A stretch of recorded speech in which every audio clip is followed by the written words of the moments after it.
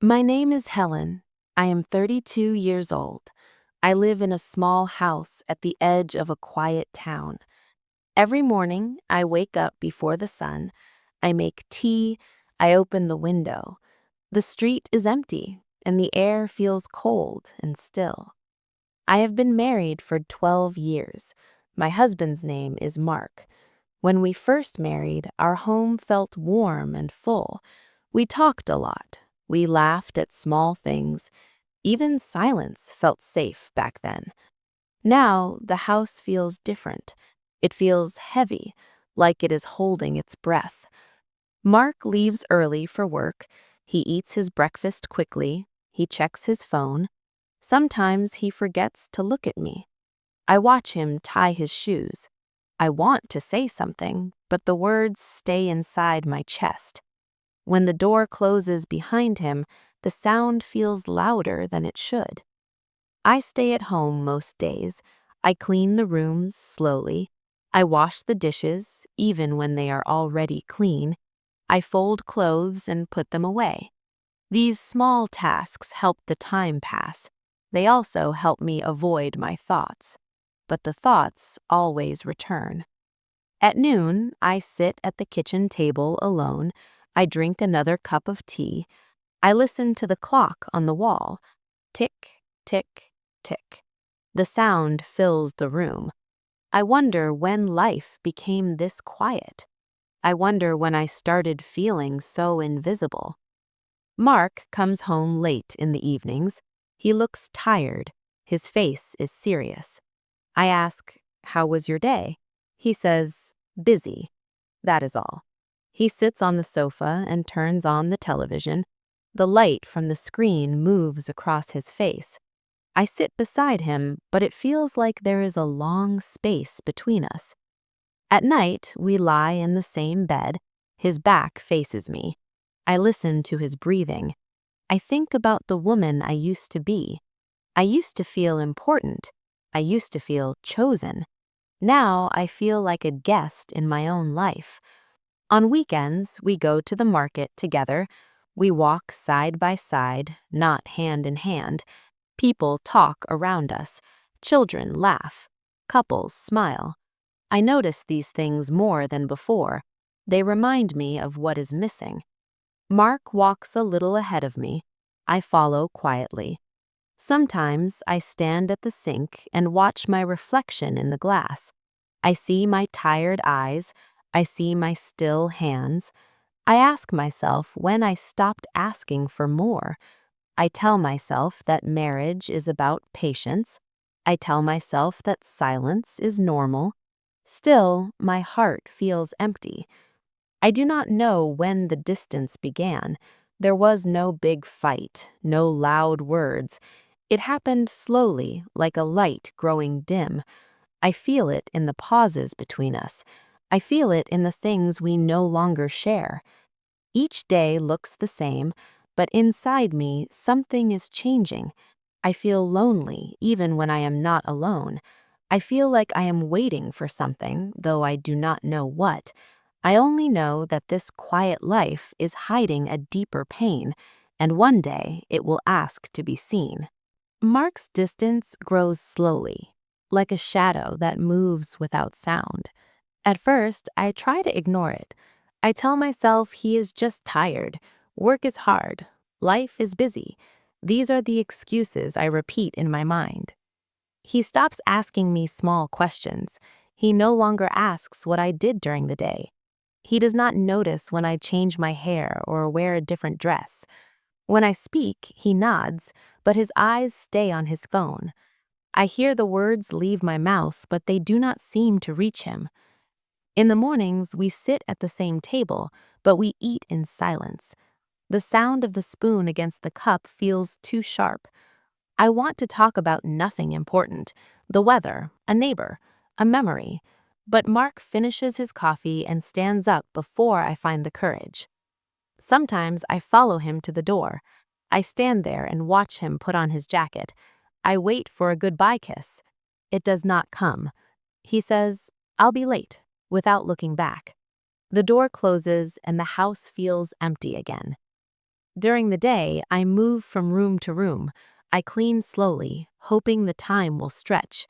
I keep the television on, not to watch it, but to hear a voice in the room. When the sound stops, the silence feels too heavy. I try calling Mark in the afternoon once. He answers, but his voice sounds far away. "I'm busy," he says. "We'll talk later." Later never comes. I put the phone down and sit very still. I feel foolish for expecting more. In the evening, I cook his favorite meal. I set the table carefully. When he comes home, the food is cold. He eats quickly. He does not notice the effort. He thanks me, but his words feel empty, like they are spoken from habit, not feeling. I begin to speak less. I learn which words disappear into silence and which ones cause him to sigh. I choose silence more often. It hurts less than being ignored. Still, the pain stays inside me, quiet but constant. At night, I want to tell him how lonely I feel. I want to say that I miss him, even when he is right beside me. But the bed feels like a line I cannot cross. He turns off the light, his back faces me. The darkness feels thick. I lie awake and listen to the house, the soft hum of the fridge, the wind outside the window. These sounds keep me company.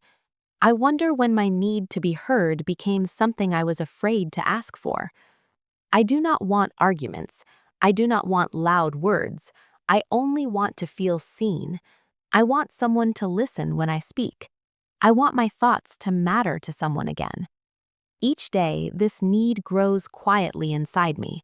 It is not anger. It is not hate. It is a deep, aching wish to be understood. And in the silence between Mark and me, that wish begins to look for another place to rest. A new face enters my days without noise or drama. It happens in a simple way. Every morning, just after sunrise, the doorbell rings once. It is the delivery man. His name is Daniel. He leaves a small box at the door and waits a moment to make sure it is safe. At first, I only thank him and close the door. Our words are short. Good morning, thank you, nothing more. But his voice is calm. His smile is gentle. It feels different from the silence inside my house. Some mornings, I open the door a little earlier. Daniel is still there.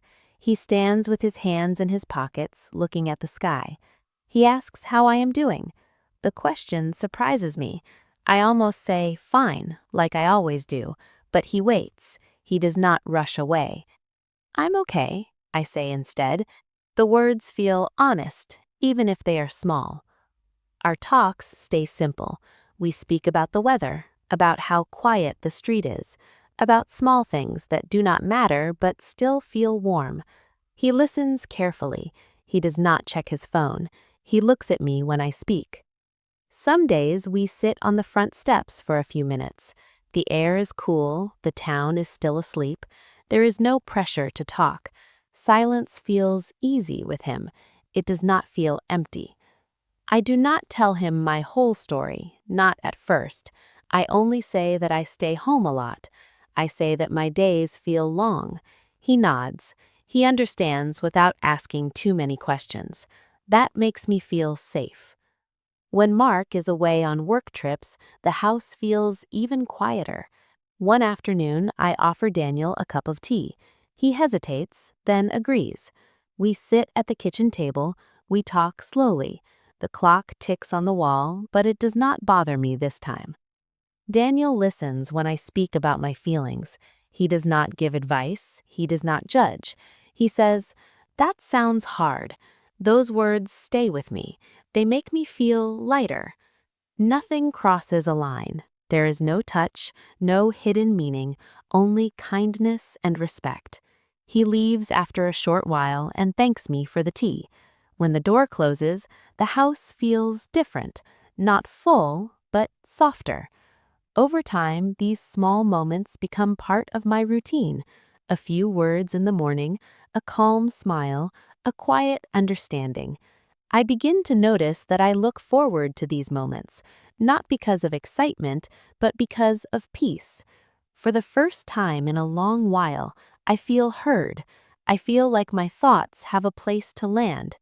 Trust grows in these quiet spaces, slowly and carefully. It does not ask for anything. It only sits beside me and reminds me that gentle connection still exists. One afternoon, Mark comes home earlier than usual. He drops his bag near the door and walks past me without a word. His face looks tired, but his eyes avoid mine. He goes straight to the bedroom and changes his clothes. Later, I carry the laundry basket to the small room at the back of the house. I move slowly, as I always do. I sort the clothes by color: dark, light, white. My hands know this work well. I pick up one of Mark's white shirts. As I turn it over, something catches my eye. There is a faint mark near the collar. At first, I think it is nothing. I bring the shirt closer. My heart begins to beat faster. The mark is red, soft, clear. It is lipstick. It is not mine. I stand there holding the shirt.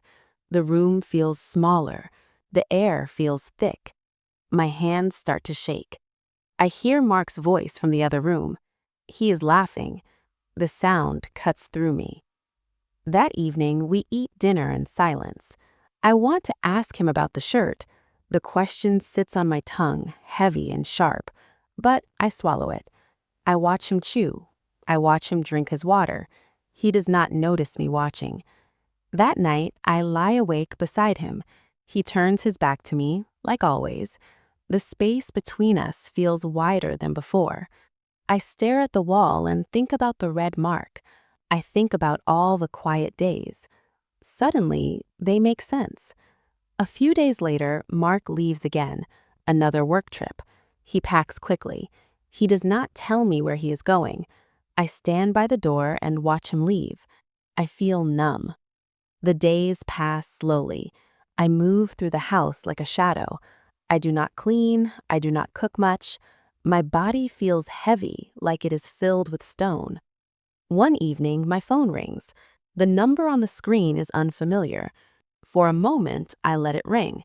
Then, I answer. The voice on the other end is calm and careful. There has been an accident on the highway. Mark was involved. There was another woman in the car.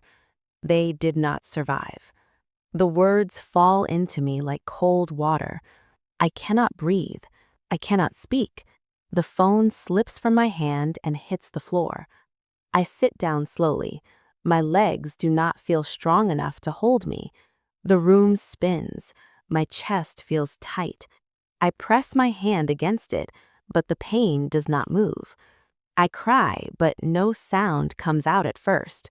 Then it does, loud and broken. The truth crashes into me all at once.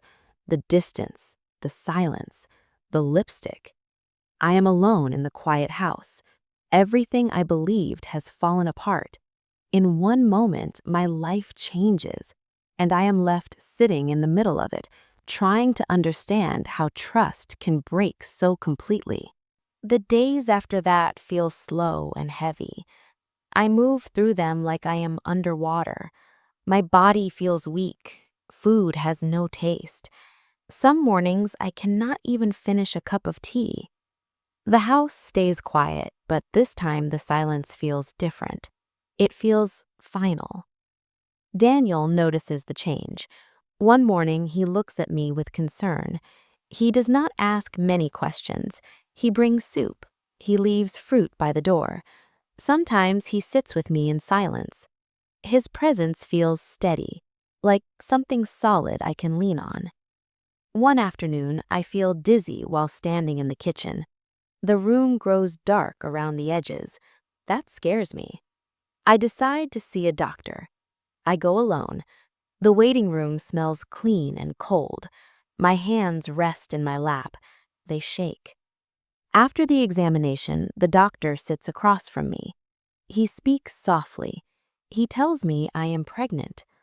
The words do not make sense at first. I ask him to say them again.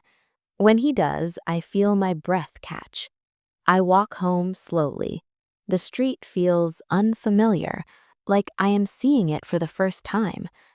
I sit on the couch and place my hand on my stomach. Tears fall, quiet and warm. I cry for the years I waited. I cry for the man I lost. I cry for the truth that hurt me so deeply. Later, Daniel comes by. He sees my face and understands something is wrong. I tell him about the baby. He listens, like he always does. He does not rush to speak. When he does, his voice is gentle.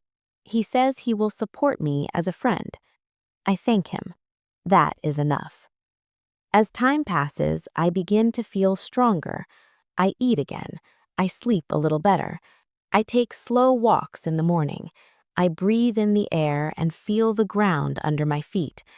I think about trust. I think about how it can break without sound. I think about how pain can live quietly inside us. But I also see something else now. I see that kindness can remain, that care can exist without asking for anything in return. One morning, I stand by the window with my hand on my stomach. The light is soft. For the first time in a long while, I do not feel alone. I understand that even after loss, life can begin again.